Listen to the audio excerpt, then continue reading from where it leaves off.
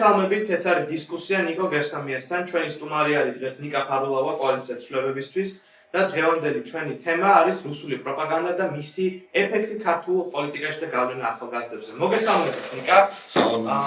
მადლობა რომ დამთავრდით ამ პოდკასტ/ინტერვიუზე. მოდი ჯერ დავიწყოთ. დღევანდელი სიტუაცია საქართველოში როგორი გავლენა აქვს აი ამ საპროტესტებზე და ყველაფერს რუსულ პროპაგანდას?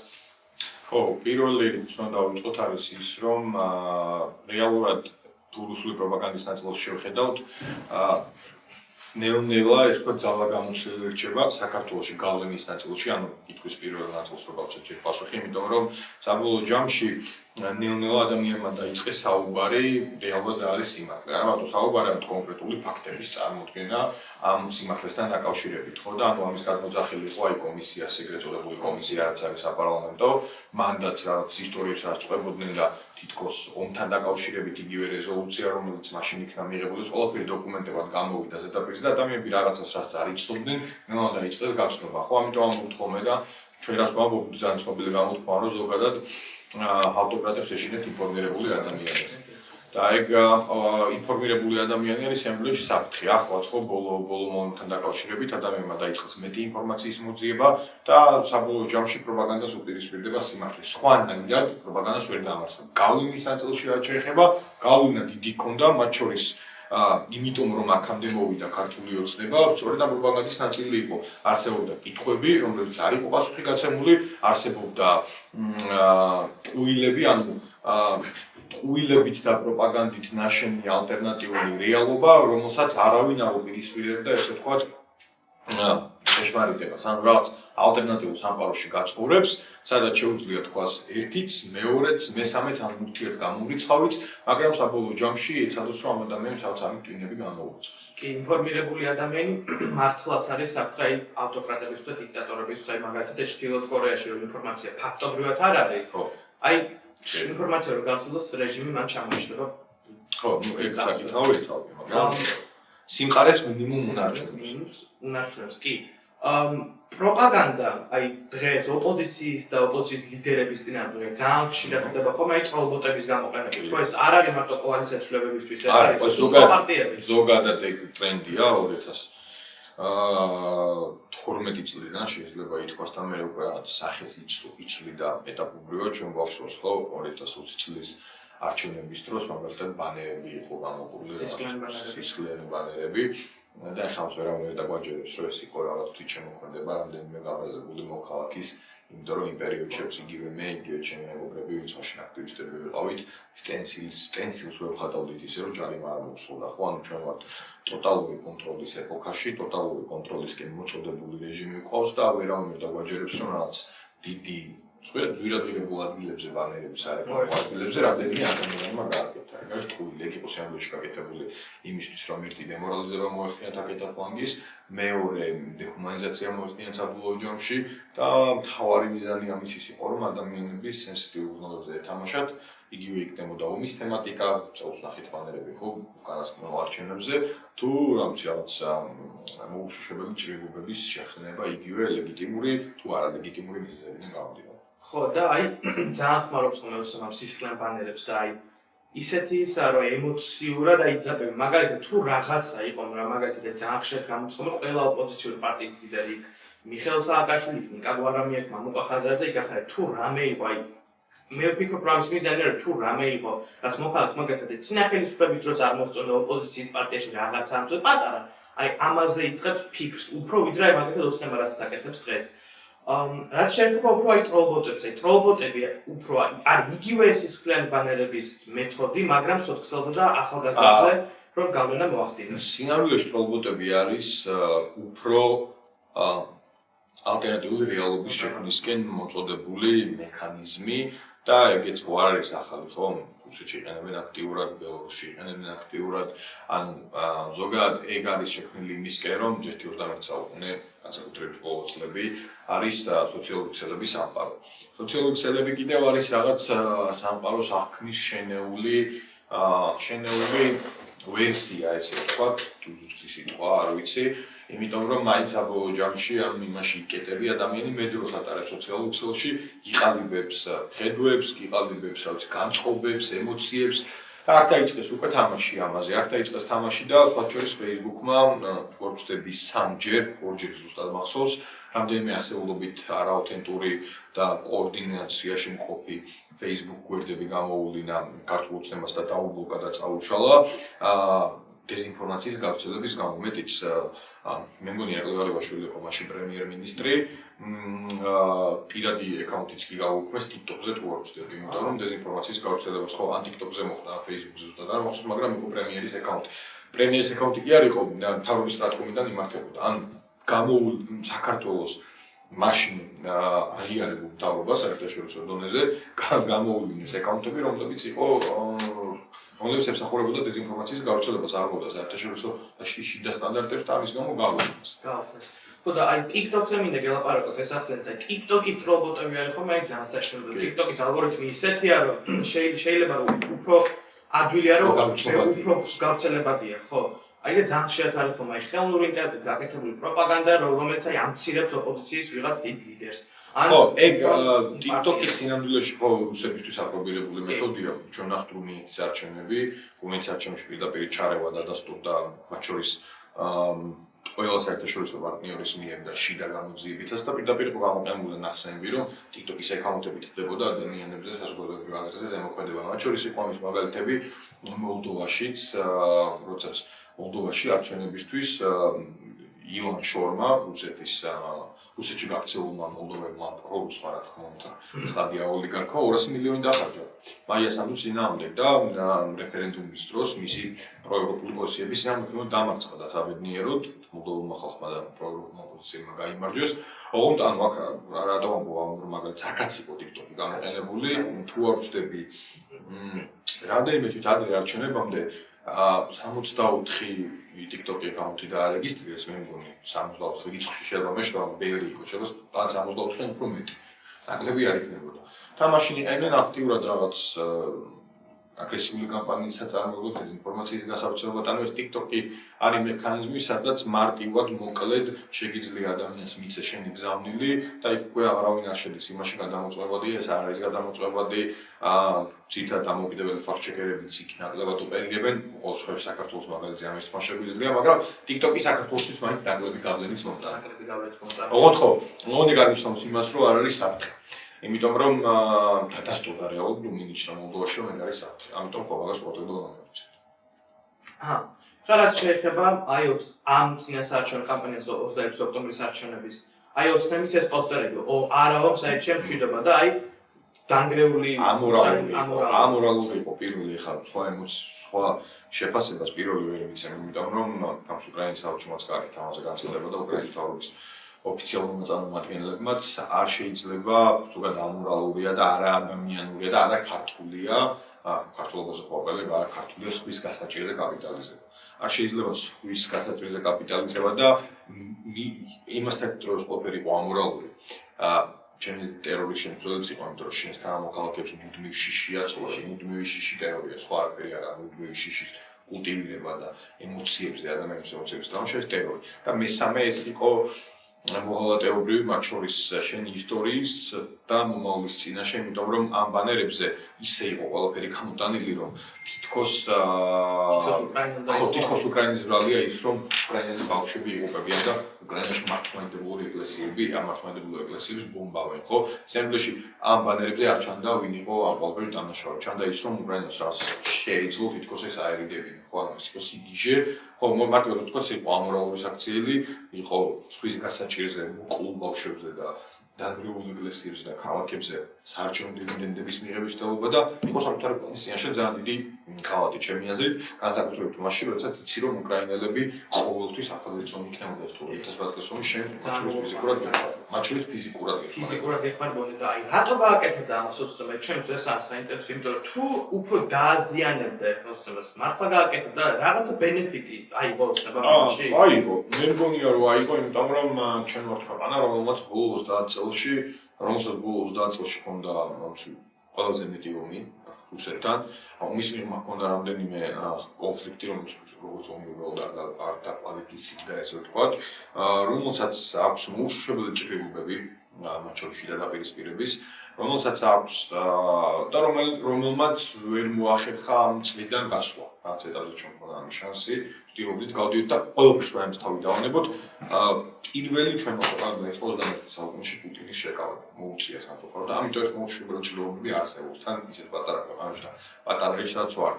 და ეს და ამას ემატება ის პუტინისტური, პროკრემლისტური, ანტიქართული გზავნილები, პროპაგანდისტური, რომელიც TikTok-ზე, Facebook-ზე და შემდეგ არის.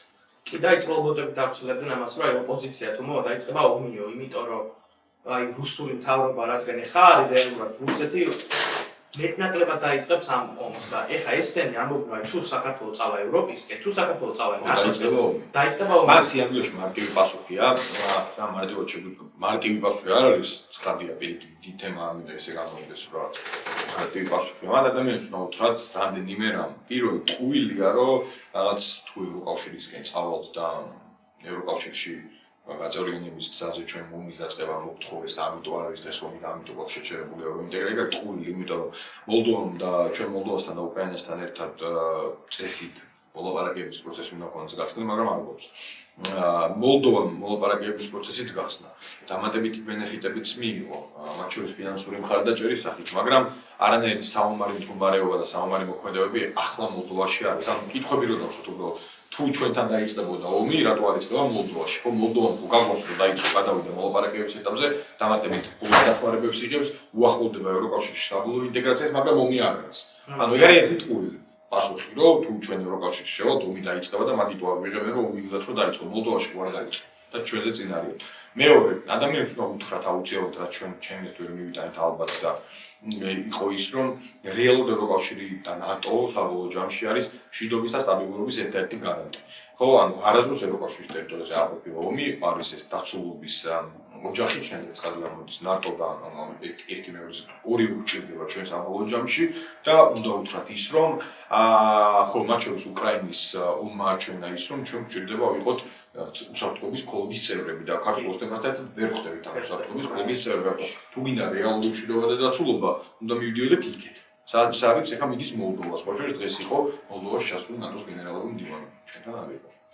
არ იყო, ხო და ეს აი პირიქით რუსეთისკენ მივდივართ ეხა და აი ომი, ამით მართლა ისე აშინებენ ხალხს, რომ მართლა ბევრს ეშინოდა, რომ აი ოპოზიცია თუ მოვიდა. ხო, მათ კიდე ერთი პასუხია, მოკლედ ვიტყვი, თუ შეიძლება მოცი ჩვენ თაობას და პროვატარებს არ ახსოვეთ, მაგრამ ჩვენ ვართ დღეს რეალურად მარტო როგორც სახელმწიფო დარჩენილი მივდივართ მისკენ რომ დარჩეთ სამბოლოო მარტო უბრალოდ და თუ ვინმეს არ ახსოვს აფხაზეთ ზონიუცეს და იყო არც ნატოზე და არც იმაზე ევროკავშირზე საუბარი არ იყო ინტეგრაციაზე, ხო, მარტო ვიყავით და რაც გვქნა რუსეთმა ყველამ გვაქვს. ამიტომ ხო, ჩვენ გვჭირდება მეგობრები რო იყოს დაცულები და ეს მეგობრები არიან დასავლეთში.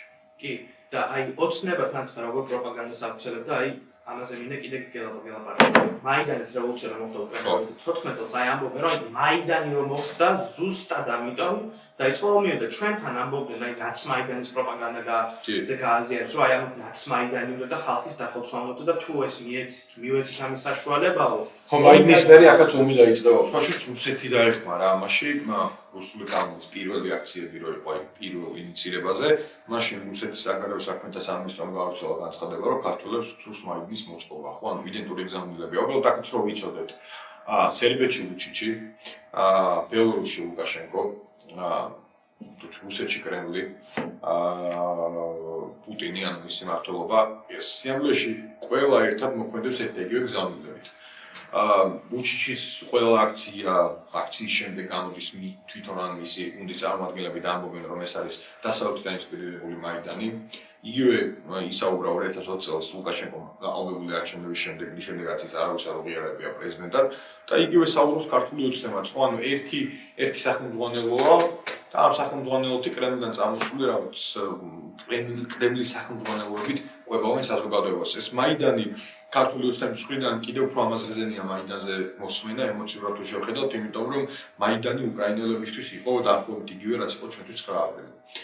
და ეგ არ არის უბრალოდ სიტყვა მაიდანზე 100-ზე მეტი ადამიანი მოკლეს მაშინ და 100-ზე მეტი ადამიანი მოკლეს სნაიპერებმა. სნაიპერები ჯაშუა. და აქაც 9 წუთს ადამიანები მოკლეს ერთ-ერთი რამის გამო თავისუფლებას ითხოვდნენ. იქაც ადამიანები სხვა საკითხს არ ითხოვდნენ, გამოვიდნენ და ითხოვეს, რომ ჩვენი ისტორიული არჩევანი რაც არის ევროინტეგრაცია, მაგას ხელი მოაწერე. მაშინ ასოცირების შეთანხმებაზე იანუკოვიჩმა გაწყვიტა, უარი ეთქვა და არ მოეწერა ხელი. და ხო, ანუ მე ამ პარალელს ვავლებ ხოლმე, რომ ეხლა წარმოვიდგინეთ ნებისმიერმა უკრაინელმა ჯვარი წერია და რომ დაიწყოს 9 აპრილის საკუთარი ვიჭრო პოლიტიკური პარტიული ინტერესებისთვის გამოყენება. ხო, ნებისმიერი ქართული გაბრაზდება, ხო, ნებისმიერი ხო გაბრაზდება. ხო, აი ესე უყურებენ ისინიც. და მე უყურეთ ამათ რატომ ხსავდებიან უკრაინელები. ხო და თანაც რო ამბობენ, რომ ხალხის დახოცვა უნდა ოპოზიციას მაიდანით, ისიც იანუკოვიჩმა დახოცა ხალხი, რუსეთმა დახოცა ხალხი სნაიპერით რო ესწრებდნენ. მან ხო სამდვილეში ერთხელ მაინც 13 წელი ხელმძღვანელობაში არის. მე მგონი 9 ჯერ თუ 11 ჯერ დაიწყეს გამოძიება გადატრიალების მოხდით. ერთხელ მაინც ვინმესთან რამე დასახუცი თუ იპოვეს, ერთი ცალი რაღაც საბურავებზე რო დარბოდნენ, კარგი იქნებოდა უკან ახლა. იქ არის პასუხი სიამოვნებაში. უბრალოდ დაგუგლა რაღაცების და გადამოწმება არის პასუხი სიამოვნებაში და იწყო გამოძიება, სადამდე მივიდა.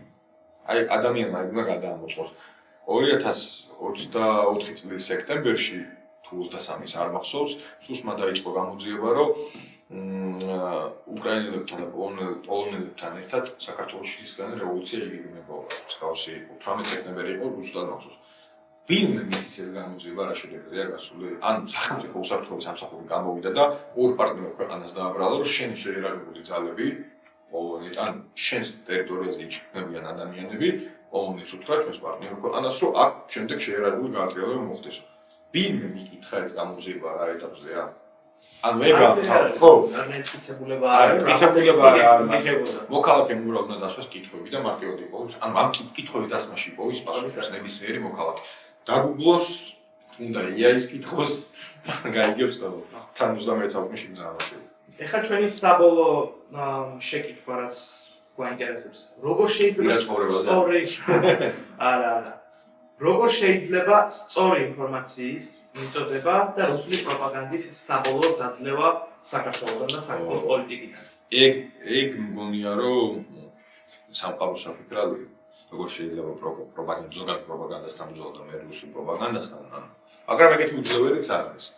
პირველ ეს სიმართლე მე მგონია რომ პროპაგანდა კვდება მაშინ როდესაც შენ სიმართლეს ლაპარაკობ. არ აქვს მნიშვნელობა ოდნავ მაინც რამეში ბრალი მიგიწვის არ მიგიწვის სიმართლე უნდა იყოს ყველაფრის საფუძველი. მეორე არის ის რომ ადამიანებს არ უნდა ვიღალოთ საუბრით. იქ სადაც ხედავთ მცირე შანსს მაინც რომ ერთი ადამიანი მაინც შეიძლება ჩვენ მხარესგან მოვიყვანოთ ან მინიმუმ გავანეიტრალოთ ცხადი ფიზიკურად ანუ გავანეიტრალოთ ჭკუს იმას რომ აღარ იყოს რეჟიმის აქტიური მხარდამჭერი ან ნაუცი გახდეს შენი პასიური მხარდამჭერი ან მინიმუმ ცენტრში მოექცეს და იყოს ზოგადად პასიური ამ ვითარებაში ხო? ამის საჭიროა რომ ადამიანებს რეალურად აუხსნათ რა დგას ამ ყველაფრის უკან, რა შედეგებამდე მივა და რა შედეგებამდე მივა პირად მისთვის. ადამიანები ყოველთვის მათ შორის პირად საკუთარ პირად ადგილსაც ცდილობენ იპოვონ კონკრეტულ პროცესებში. ბუნებრივი ინსტინქტია ეგ რომ როგორ იქნებიან ისინი, იქნებიან თუ არა უსაფრთხოდ, იქნება თუ არა მშვიდობა, იქნება თუ არა კეთილდღეობა, იქნება თუ არა მდიდრები. ხო, ანუ ადამიანური ფაქტორებია და ამ ადამიანურ ფაქტორებზეც უნდა უთხრათ, რომ შენ აუცი ევროკავშირში და ნატოში მართლა გექნება რეალური მშვიდობა გექნება და აი ფაქტები ეს. ხო, ანუ ეგა რა სიმართლის ლაპარაკი მათ შორის გამოძიებით მუდმივი საუბარი არ დაღლა და ალტერნატივის ჩვენება. ალტერნატივის ჩვენება როგორც სამყაროში იწურებენ, ანუ ეს ვითარება რომ ესე არის, ცვლილების შემდეგ, ნორმალურ ვითარებაში. ამას სახელმწიფო უნდა აკეთებდეს, სახელმწიფო უსაფრთხოების სამსახური უნდა აკეთებდეს, რომელსაც მათ შორის ჰქონდა პროგრამები დიდ ბრიტანეთთან, როგორც მახსოვს, მთავრობას ჰქონდა პროგრამები დეზინფორმაციის ნამდვილ საბრძოლო ჯამში ეს ყველაფერი გამოყენებული იყო მეტი დეზინფორმაციის გავრცელებისთვის. ანუ პოლიტიკური ნება თუ არსებობს, შესაძლებელია ამ ყველაფრის სახელმწიფო დონეზე გადაწყვეტა და მოგვარება. ნატოს არც ერთ სახელმწიფოში არანაირი ომი არ დაწყებულა. ხო. არასდროს მთელ მის ისტორიაში. მართლა დრო დავანახოთ. უბრალოდ ფაქტებს შევხედოთ რა. გაფართოვდა ნატო მაინც მიუხედავად რუსეთის წინააღმდეგობისა და რუსეთმა ვერაფერი ვერ ეკავა, ხო? რაღაცა წითელი ხაზები დააწესა თუ ნატო გაფართოვდება ამას ვიძამ ვერაფერი ვერ ეკავა. ეგეც ერთი მდგენელი იმის, რომ აქ შუაში არ იყო ეს ნატოს გაფართოება და ვიც რაც არ უნდა იმოპარაკოს რომელ ფლანგიდან ამ პროცესს არ ვითახმება. მეორე, შეხედონ როგორც ყოფს ერთი რიგითი მოქალაქე ევროკავშირში, რომელსაც შეუძლია, რომელსაც აქვს სამჯერ მეტი ხელფასი დაახლოებით, შეიძლება მეტიც, 10 წლით მეტი ცხოვრობენ საშუალოდ ევროკავშირში ადამიანები, აქვთ ცდომა საუკეთესო ევროპულ უნივერსიტეტებზე და განათლებაზე, აქვთ ცდომა ევროკავშირის უბარიო ცდომა აქვთ ევროკავშირის თითქმის 450 მილიონიან ბაზარზე, ანუ შეიძლება საწარმოებდა 450 მილიონიან ერთ-ერთ ყველაზე მდიდარ ეკონომიკას აწვდი ამ ყოველფერს მარტივად მდიდრიდები. მეტი ხანს ცხოვრობ, მეტი გაქვს შემოსავალი, მეტი გაქვს სოციალური პაკეტები, მეტი გაქვს სოციალური პროგრამები, მეტი გაქვს უსაფრთხოება და ვერ დასახელებენ ვერც ერთ ევროპულ ქვეყანას, სადაც აქტიური საომარი მდგომარეობა მიმდინარეობდა მას შემდეგ, რაც გახდა ამ ურთიერთობის წევრი. კი, ეს ეგრე არის მართლა უფრო უსაფრთხოების ნაცვლად. კი, და თავი რაც არის, ევროკავშირი არის, მათ შორის აკავშირებს მართლმადიდებლობაზე რო საუბრობენ, ევროკავშირის და ამერიკის შეერთებული შტატები რომ არა, ძალიან ბევრი ჩვენი კულტურული მემკვიდრეობის ძეგლი ვერ იქნებოდა აღდგენილი. სხვა შორის, რუსეთის საპირისპირო საკითხებს გვინგრევს, ბომბავს, გუმბათებს აფსლის, გვიუქმებს, პატრიარქს გვიკლავს და ასე შემდეგ, ხო? ხო და მაგალითად ჯვრის მონასტერი ამერიკის შეერთებულმა შტატებმა აღადგინა. ბევრი ესეთი გელათიც მათ შორის, ბევრი ესეთი ევროკავშირის და ამერიკის შეერთებული შტატების დაფინანსებით იყო და ეგეც არის, ხო? ანუ მათ შორის არის კულტურული ეს არის მათ შორის ეს ერთობა არის მნიშვნელოვანი იმისთვის, რომ ჩვენს იდენტობასაც გავუფრთხილდეთ. ჩვენს ენას, გამოვითაროთ, კულტურას, კულტურულ მემკვიდრეობას და ასე შემდეგ, რაც გვაქვს მოგებული ისტორიულად ყოფს. ესეც არის მართლაც. ერთ საინტერესო სტატისტიკას გეტყვის, სადაც წავიკითხე, რომ რუსეთში მარტო 5% არის ეკლესიაში და ამერიკაში 40%. და რუსეთი აი ეს თან მარტო საკმაოდ კარგი თავმსოფლეში რუსეთი წარმოადგენს პროპაგანდა თავისთავად როგორც აი მართლმადიდებელი აი ოჯახური პრინციპები ერთი ეს რუსეთში ყველაზე მეტი ნარკოდამოკიდებული აქვს რომ ტიპსი არ ვამბობ რომ რაღაც ვინმე დავაკრინო და რაღაც ვირიქით რაც ხო იმაზე საუბრობენ რომ დასავლეთი ბურხონის და ასე ნარკოტიკას გაამგაცეს თითქოს მის იმით ყველაზე მეტია კრიმინალი ყველაზე მეტია სექსუალური ძალადობის შემთხვევები მათ შორის არასრულწლოვანებზე და თავად რუსეთი რაც ახლა აკეთებს არაუმებს რუს ხალხს ტრადიციულ რუს ხალხს ის აუმებს რაც რეგიონში შემოერთებული რეგიონები და ადამიანებს და მიერეკებობა მცირესობებს კი იმიტომ რომ ეს დემოგრაფიული კატასტროფა კი ეთნიკურ მცირესობებს იმიტომ რომ ადამიანების ვიდეოს ნახე ერთ-ერთ რეგიონში ქარხანა იყო და იმ ქარხანაში შეუერთდნენ და ადგილობრივები წაიყვანეს პირდაპირ სამსახურიდან ფრონტის ხარჯი წარმოუდგენელი არის მართლა იქ. თან რუსეთში არის 23-25% ქორწინება დაშორებით. ჩვენთანაც მაღალია უკვე იმატებს, მაგრამ დასავლეთში ესეთ მაღალი არა, იმიტომ რომ დასავლეთში მაინც ადამიანის საბოლოო ჯამში მიდიან ამ განწყობილებამდე ალბათ ყველაზე გააზრებულ პერიოდში და ეს მართლა რუსეთი რა ესეთი პრინციპული ესეთი აი მართლმადიდებელი პრინციპებით სავსე ეს არის აბსოლუტური ტყუილი და ჩვენ სიმართლით უნდა ვებრძოლოთ ამ პროპაგანდას. დიდი მადლობა შენ. და წარმატებები.